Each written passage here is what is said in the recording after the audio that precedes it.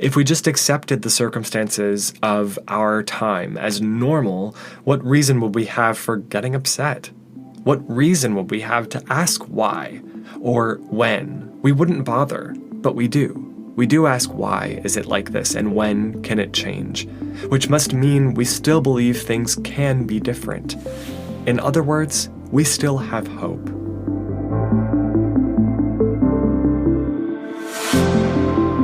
Hi everyone, I'm Nathan Gardner, and this is We Can Remake the World, a podcast about people who are changing the world and how you can help.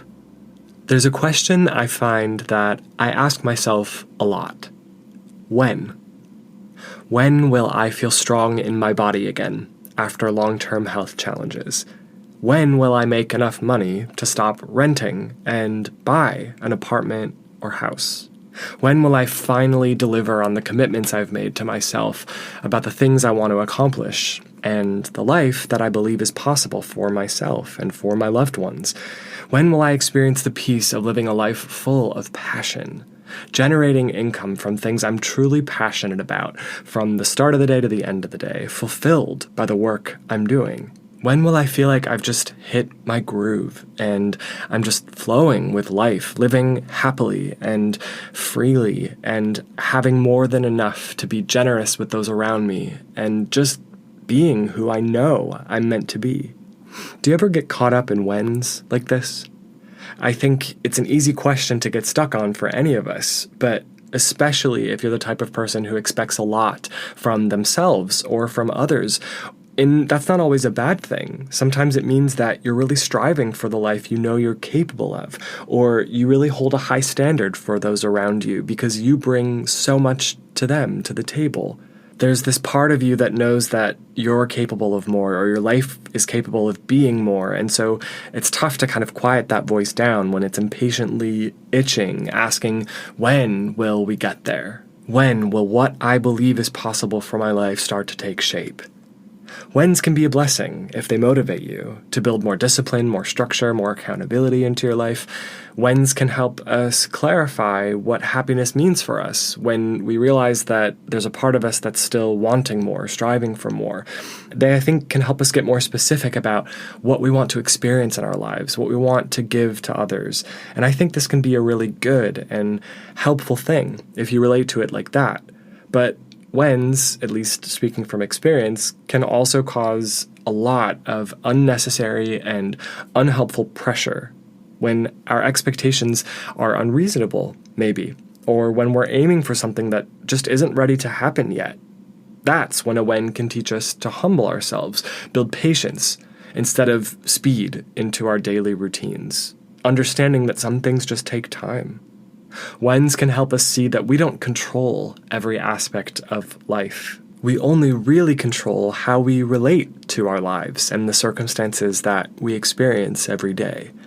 If we can release the need to have something happen on our timeline, it can be one of the most important and powerful lessons of living life during a time of immense speed, which is the time that we're obviously in now.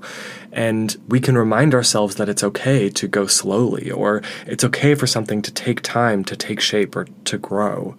It's okay to give ourselves time to change, improve our habits, improve our relationships, and it's okay to give other people time too, to do the same. But that doesn't mean it's easy to make that space, to have patience. I think we all find ourselves asking a lot of whens these days. Within our own individual lives, of course, but also about some of our larger experiences as well, our shared experiences. For example, when will we have peace? When will we finally see war as an unviable solution to anything? When will we stop exploiting and destroying the Earth's natural cycles, natural rhythms, and ecosystems? When will we understand how to live in a way that causes no harm? When will we treat all human beings equally, with respect and dignity? When will we see honest, serious people in positions of leadership who make decisions based on the common good and not based on greed or power or manipulation? There are moments when I myself get tired of asking this question, when when it comes to some of these topics and others, both within my life and with my individual circumstances, but also when it comes to the larger questions of our collective global experience. But, as sick of these questions as I sometimes find myself getting, somehow I still have a sense of hope. Maybe it's foolish, maybe it's a joke to people who have become more cynical than I have, but it doesn't change the fact that I still believe there's reason to expect an answer to every one of these whens, every one of these questions that we're asking. That somehow, in some way, on a timeline that I don't pretend to understand, these questions will move from when to how.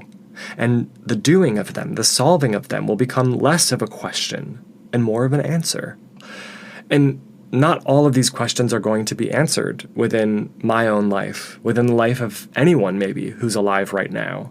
And making peace with that, I think, is hard, but powerful and sort of frees us from some of the pressure that we feel we must solve things immediately. But I would like to believe that everything that I envisioned for my life individually is absolutely within the realm of the possible. And also when it comes to the whens that we're asking as a global community. You might be listening to this and thinking, wow, this guy is so naive and obviously isn't paying attention to what's going on in the world. What an idiot. And I kind of can't blame you sometimes. But give me a chance here. You might ask for some evidence or proof that this world is getting closer to one built on equality and interconnectedness and respect for nature and wisdom of any kind, and the building up of individuals and communities. But we don't have that kind of proof, not on a large enough scale to point to it and say, this is what we're becoming. But we can point to signs of improvement, to small pockets of people who are rallying around challenges and building solutions. It's kind of not up to us to convince you of this fact. It's a choice that we each have to make for ourselves. Will we see possibility where others see doom? Will we entertain solutions when most people say the cause is lost? Will we do what we can to make our corner of the world better, even though millions around the world are choosing to destroy their corner? We invite you to stick around and explore this idea of hope with us. Hope in a world of difficult questions, and why, no matter what, we still have hope. It seems to us that there are essentially two versions of the truth out there in the world right now. Two stories were being told. One says humans are doomed, essentially. We can't do better. We don't know how to do better, and we won't do better. This story says sickness is normal. War is inevitable. Greed is just part of who we are as people. And selfishness and short-sightedness might as well become as accepted as being part of what makes us human as breathing. We might as well enjoy the time we have and make the most of this moment before everything falls apart. So don't worry too much about anything else. The other truth, the other story, says the opposite. People are essentially good. That most people prefer to see their lives and the lives of all people around the world getting better and easier, more fulfilling, more prosperous. We all prefer to see improvement. This story tells us that it is possible to rethink how we do things, that we're capable of being more than we've been in the past, that we can build systems which sustain us and encourage life around us to thrive as well in new ways: economic systems, educational systems, artistic expression, infrastructure, recreation, travel, fun. All of these things can be redesigned based on values of equality, sustainability, the common good, strong communities, and based on healthy and happy people, wildlife, and planet. Let's call this first story the historical human story, because it's what we've been experiencing for some time, and the second story, the visionary human story. In other words, what we haven't yet discovered. If you believe in the historical human story, then you're not surprised when you turn on the news these days. You basically just nod along in agreement, not shocked by anything, not expecting it to change, not expecting it to get better in any way. It's business as usual. Nothing new to see here. But if you're someone who has a different reaction when you read the news, when it shocks and upsets you, when it causes frustration or sadness or anger even sometimes, or disappointment, if you ask why is this happening, or when will things get better, I would argue that you on some level believe in the visionary human story, because you believe things can get better. The visionary human story is never content to accept things as they are. When it's clear that the status quo is causing pain or injustice or exploitation on some level or disempowerment of people or living things, the visionary human story says it doesn't have to be this way. The historical human story is used to all these things because they've been part of human history for thousands of years. Again, nothing much new going on here, just the way things are. But the visionary human story won't accept that and won't stop there. I would bet that most people alive in the world today fall into the second category of people who believe that things can and should get better. And everyone may have different ideas about how to go about achieving positive change. Not everyone will agree on every detail of how to rethink and rebuild our world, but I think very few people would actually look at the world as it is today and say, this is exactly what it should be. Which must mean that we still think, on some level, that we can do better, right? Otherwise, what would be causing us to react with disbelief or anger as we look out at the world? If we just accepted the circumstances of our time as normal, what reason would we have for getting upset? What reason would we have to ask why or when? We wouldn't bother, but we do. We do ask why is it like this and when can it change, which must mean we still believe things can be different. In other words, we still have hope. So why are we still here in this place, being stuck with frustration and discontent? Why do we have to get up every day and keep on asking why and when? If we want things to change so badly, what's the holdup? What's standing in our way? I don't have great answers for all these questions. They're big questions with a lot of complexity, but I do think about them a lot. And here's the best I have to offer. I think what's holding us back more than anything is getting stuck on those two questions, why and when, and rarely giving ourselves the opportunity to ask and think about the how. Staying focused on why is it this way and when will it get better, and not moving to how can we change it? How can we make something new and different? Let's try something. What does it feel like when you ask this question to yourself, out loud if you want? What do you notice in your body, your mind, your energy when you say, why are things the way they are? Go ahead, pause the episode and ask this question out loud. Why are things the way they are? Now, ask this question out loud. When will things change? What do you notice about how you feel? Do you feel encouraged, inspired, hopeful or hopeless, weak, strong? When will things change? Now take a moment and ask this question. How can we make things better? What did that cause in your body, your mind, your energy, your heart? How can I make things better? For me, I notice that the first two questions are mostly intellectual. I sort of feel them around my head, in my mind, when I ask these questions and try to wrestle with them. But when I say out loud, how can I make things better? Or how can we make things better? The energy, for me, kind of moves down. I feel it more in my chest, in the center of my body, in my kind of solar plexus area, or my heart, maybe. It feels active. It feels alive. There's movement and motion around it. That's just my experience. You may have a different experience, but I feel like the how is more active, more involved. There's more motion in it, whereas the why and the when are kind of like the earlier stages, the steps 1 and 2 of this conversation. Why and when are important questions to ask. And we want to be thoughtful around why. What are the causes? What's contributing to the way things are? What are the reasons that we're having this experience?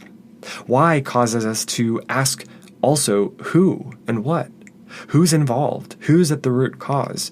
What's really going on here? And what's really contributing to keeping it this way? But I think if we're not careful, why stays in the mind? And it only takes us so far. When motivates us, it gets our sense of urgency going. We want to know when we won't have to look at difficult circumstances and just throw our hands up in frustration. We want to know when we'll start to see improvements. And it can cause us to get going, but it's not active in and of itself. It gets us to the next step, which I think is the question of how. How is that next step? How says we've understood the problem, we see it, we've considered what we want to change, and now it's time to find the answer. It's time to build the solution. How is what our show is all about.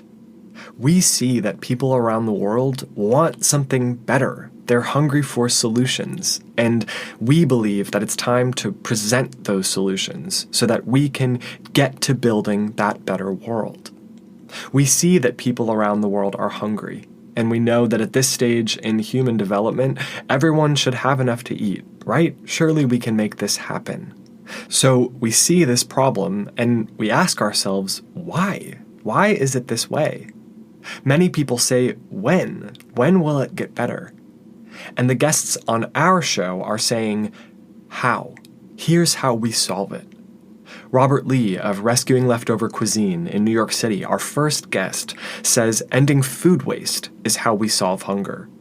Eden Gives, the Detroit nonprofit, says collecting extra food and giving it to those in need is how we solve it. Another past guest. Keegan Kuhn, co-director of the Netflix documentary Cowspiracy, says giving food resources to hungry people instead of hungry animals that we're raising for slaughter is how we solve it. Dr. Vandana Shiva, the globally respected activist and author that we hosted earlier this year, says increasing biodiversity and empowering individual farmers is how we solve it. Tony Renato, our recent guest, says working with the land and with nature to increase crops for millions of small farmers in the poorest nations is how we solve it. All of them have a different answer to this question of how. But it's all the same core problem. The why and the when don't change very much, but each of these past guests have moved past that step 1 and step 2 of why and when to step 3. Here's how we do it. Each of them reducing hunger with the work they're doing, with their talents and understanding and skills. Each of them have a different answer to how, but collectively they're changing the world. They're ending hunger, each in their own way. It's time to focus on the how of our world now, don't you think? We're all pretty familiar with the biggest problems and challenges of our time. We see them play out every day. We've asked why, we've wondered when, but we haven't spent a lot of time with how, with the answers to these questions. When was the last time you saw a major news source of any kind highlight a solution to a problem, instead of just reporting on whatever horrific circumstances of what's going on right now? How many stories of healing, regeneration, possibility, hope, and empowerment do we see? These are the things that happen when we get to how, and then get to work. Why isn't Tony Renato, whose work has transformed the West African landscape to the point where you can actually see the changes in the terrain from space? Why isn't he on every major news network, sharing how he did what he did, and how it could help us solve problems of global hunger and deforestation all around the planet?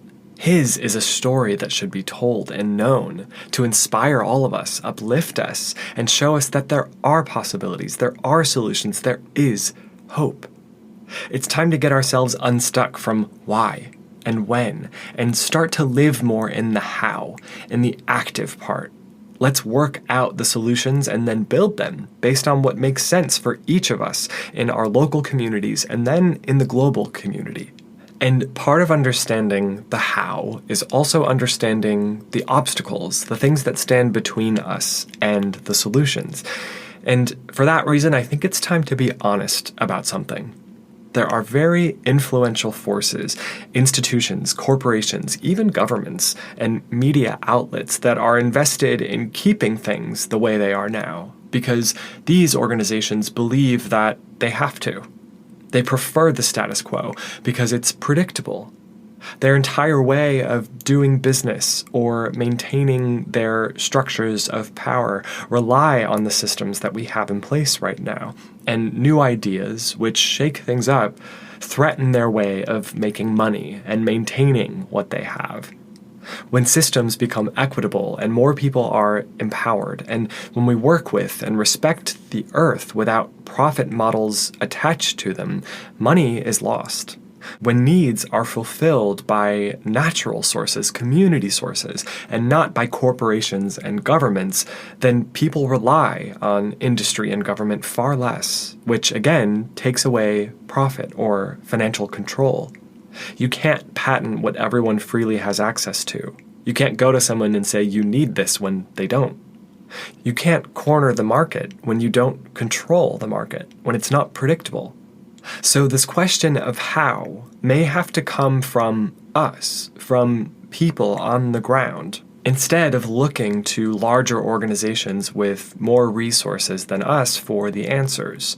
The how may not come out of global governing bodies in the way we hoped.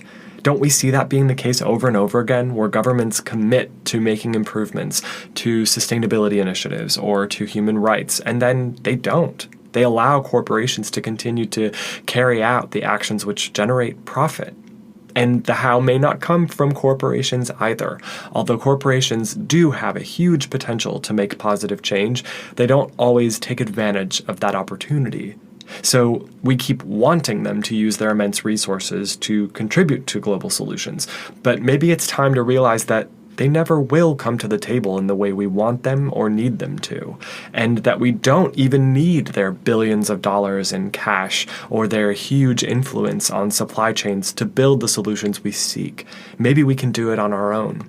If we use Tony Renato as an example again, he's built an incredibly powerful technique which involves working with the land, with farming practices, if you didn't catch the episode, which heals the land and brings more prosperity to farmers with no outside money or resources needed. The farmers don't rely on anyone other than themselves and this technique to bring greater prosperity and food security. And Tony's method has changed millions of lives throughout Africa and now in Asia as well, and has brought life back to millions of acres of land. There's a question I ask myself constantly, and that's, why is it that almost anyone you ask on the street would say that they agree that war is not an answer to any problem? That bloodshed is never justified, or very rarely, yet we continue to go to war. Why is it that none of us really want war, yet it keeps happening? There are voices that tell us that war is inevitable or that it's the only solution, which is essentially saying that violence is required to solve a challenge, a problem, or a conflict. And there are reasons those voices make that argument, but we can reject those arguments and not hold that as true. By recognizing that the story can change, we empower ourselves to expect that that change can happen and be part of making it happen. Why is it that almost anyone would agree that the news is overly focused on negativity and drama and fear, yet the news doesn't change? It doesn't alter its presentation of information or the stories it chooses to highlight, because fear sells in their experience. Until it doesn't. I've heard so many people say that they stopped checking the news every day to preserve their mental health over the last couple of years. Isn't that a sign that our current way of spreading information is broken, and that something needs to change, and that people are ready for something different? It's not just the difficult pandemic. It's about how we talk about the difficult pandemic that causes people to live in these cycles of fear and desperation and even depression without any sense of how to calm themselves or arm themselves with empowering tools to build their immune system, for example, or avoid the worst case scenario. Isn't it time for a new approach to how we share information and how we relate to challenges? We can't make the pandemic disappear, and we can't pretend that it doesn't exist. But the way that we relate to it, the way that we react to it, the way we talk about it, does not have to be full of fear and desperation. If we're truly going to get to a meaningful how, to where we really are focused on building solutions that will work, everyone who's working to bring those solutions about needs to genuinely be invested in a better outcome. And it's time to recognize that many of those who claim to be motivated by the common good simply aren't, just so that we can protect the solutions that we want to see grow, and so that we rely more on our own vision, our own tools, on each other, on our communities, to move from steps 1 and 2, the why and the when, to that sweet spot of active and passionate hope, where we're making change happen, we're seeing the benefits, and it's becoming real for us. And as we focus on the how, as we get started, as we build more momentum around this possibility of positive change and course correction and constructive momentum, there are a few questions that we should be asking ourselves. Here's what it comes down to. What do we believe about ourselves? What do we believe about each other? And what do we believe is possible? First, what do we believe about ourselves? Are we people who want to see improvement? Are we courageous and committed enough to make that improvement happen? Are we capable of making change at all? We have to start by opening the door to a new way of thinking about ourselves as intelligent, capable, adaptable, and empowered individuals. Without that belief, I don't think we'll get far. Next, what do we believe about each other? Are other people essentially good, so to speak? Interested in the well-being of others and invested in supporting others? Are we, as a society, fatally flawed, or are we just lost? Do you think most people in the world would like to see everyone else be happy, healthy, and fulfilled, or not? Do you believe that most people want to see a healthier planet with a greater respect for nature, wildlife, and natural ecosystems, or not? This belief in believing in the best about each other is a crucial next step, I think, because if we don't find partners and collaborators on this journey to rethinking and reshaping our world, we'll never succeed. We must build trust with each other and community around these ideas, and we must work together. The task is too large otherwise. We can't do it alone. And finally, what do we believe is possible? Without a deeply held belief that this world can and will be different, we'll never get important new ideas off the ground. There are so many reasons to talk ourselves out of trying something new. And this is the biggest undertaking of all, to redefine how we live. This is no small thing.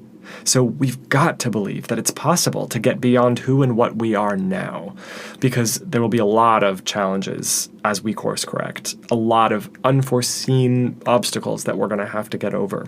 And those challenges will cause us to question the validity of our belief in ourselves, in each other, and in what's possible. So we've got to hold to a greater vision for a long-term goal, so that the many important steps along the way that are challenging or hard or complex don't derail us or discourage us. We created this show because we believe in our own commitment to building a better world. And we believe that there is a desire from people all over the world to build something better and be part of something better. We believe in the genuine desire that most people share for everyone to have peace, safety, prosperity, and happiness, that more of us want that than don't. And we believe that it's possible to bring this better world into reality. Otherwise, we wouldn't be doing what we're doing. We wouldn't be making this show. And no matter what happens out there in the world or on the global stage, we're going to continue to believe that it's possible to rethink and remake this world into something better. No matter what, we will still have hope. If we can see past all of the things that we see as wrong in the world and focus on how to remedy them, make them better together in local communities and as a global community, we will see this world change. If we can reimagine how to live, how to function as a society, and commit to seeing our new vision through into practice, there's nothing we can't accomplish. We have evidence of this. We've seen small movements change the world. We've seen individuals make a huge impact. We've seen organizations transform lives. If there's only one thing I hope people take away from listening to our show, it's that it is without a doubt possible to transform our world. Change happens quickly when we're ready for it, when we're open to it, and when we commit ourselves to it. And in some cases, when we're willing to fight for it. Each of our guests is an example of this. I've been really inspired by someone lately, and I want to just briefly share. His name's Rudolf Steiner, and I've been reading some of his work. Steiner was an Austrian scientist, philosopher, spiritual thinker, teacher, artist, and more, who lived at the end of the 19th century into the beginning of the 20th century. He died in 1924, I believe. Steiner is known for a few things, especially in the academic world, for some of the artistic and literary and scientific work he did. But Steiner also conceived of new ways to think about many aspects of life, outside of just academics. Steiner's writings on a more holistic form of education led to the formation of the Waldorf school system, which is used all over the world to educate children in ways that aren't just intellectual, they're also about life and how to relate to it. Steiner's work in agriculture led to the formation of the biodynamic agriculture movement, which started in 1925, which was the first agricultural standard label for food, long before organic came into the mainstream. The ideas of this one individual transformed how we think about schools and food and growing it and many other aspects of life, and his work is still being developed even now. Steiner believed that there are better ways of living available to us if we can open our minds to them. And his example shows us that it's just a matter of time before they hit the mainstream and really make an impact. We likely wouldn't have organic food as we know it without Steiner, who was writing about agriculture 100 years ago. It was just in the last few decades that organic food became more of a priority for people. It was time for Steiner's ideas to step into the forefront. The more open we are to alternative ways of thinking, like this, the faster ideas spread. So, to bring this into today, what do we do about everything out there now? What can we do? Well, we can seek out new ideas for how to solve the problems of our time. We can support them, we can grow them, and share them, and be part of them in our own ways. We can take direct action where we feel inspired to stand up for the rights of others, or stand up for ideas like peace and prosperity for all living things. What if millions of global citizens refused to work until peace was declared in Ukraine or Yemen or Tibet? Or what if every Friday we as a global workforce staged a peace walkout from every aspect of life? No working, no shopping, no anything. We gather in the streets and take no part in any aspect of society until peace has been declared, every week until it is. Global business would not allow this to go on for long, I think. They would find ways to solve the problem very fast, and we would find ourselves in a more peaceful world pretty quickly. It's time to ask ourselves, what are the tactics and tools we have available to us to make change, to create change, to force change where we need to, and then adopt those tools in our communities so that we're never standing alone. We're working together to bring that change about. It doesn't all have to be activism-based or extreme by any means. There are so many things out there to solve. There's no one right way, no single approach. But when it comes to some big questions, some direct action might be helpful. What if we stopped paying for news sources which only spread fear? Didn't support them financially, didn't read them to support their ad sales? What if we instead supported alternative voices who are spreading practical solutions by choosing to share empowering and uplifting information, still sharing the news, but with a different angle? What if we finally believed in our ability to create alternatives enough to stop relying on what's already in place?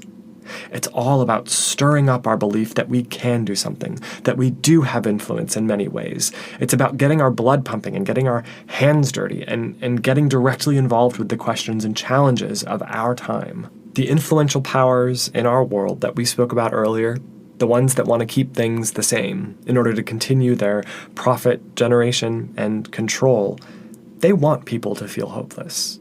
People who are hopeless don't ask a lot of questions because they don't see the point. Hopeless people don't resist the status quo because they don't see how resistance would even matter. Hopeless people don't make change because they don't believe it's possible in the first place. Hopeless people don't build movements. They might join one, though, if someone offered them a vision that revived their hope. Hope and vision are our strongest tools in a world that seems obsessed with taking them away from us. As long as we're still asking why and when, then some part of us still believes change is possible. Something inside of us is still holding on to that visionary human story, to move towards something new, instead of just repeating the old story. So instead of letting those nagging whens bring you down, be grateful that you haven't lost your ability to get upset by the injustices, inequalities, and challenges and behaviors of our time, because that means that some part of you is still holding on to hope.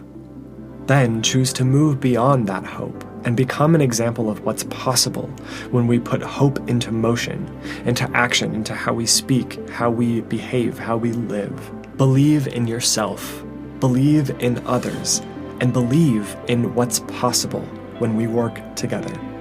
Thanks for being here with us today. We're so excited about what's possible, what we know is already happening around the world to create a better planet for all of us. We're so inspired by our guests and by the simple actions that so many of us can take to support positive change. And we hope you are too. There's really so much we can do. Join us in 2 weeks for our next episode featuring Sea Shepherd, the direct action global nonprofit which is fearlessly protecting our oceans from illegal exploitation and ensuring that wildlife like dolphins, whales, sharks, sea turtles, all fish and seabirds and more are not lost to us due to the selfish actions of a few. We can't wait to share that one. It's a powerful conversation. If you feel inspired after our episode today, please take a moment to share it with someone that you'd like to encourage. Be well, and remember, true change starts with us. Until next time.